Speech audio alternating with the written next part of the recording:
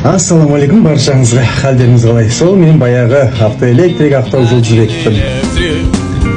Бүгін сіздерге бір пайдалы кеңес айтатын болам. Жақсылап тыңдап алайық.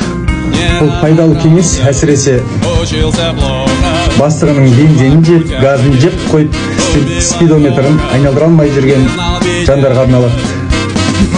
Осы қарапайым стеклянный бесконтактты релемен айналдыруға болатынын құпияны айтамын. Мынайбыз достар. Достар, мұны жаңа реле 30-ды көріп тұрсаңыздар, осыған 60 литрден минус береміз. 85-ті көріп тұрсаңдар, осыған плюс береміз. Сосын мұна үшеуін қосамыз. 87, 87А, 86-ны. Қосқанда осыдан импульс пайда болады. Мен қазір қысқаша көрсететін болам.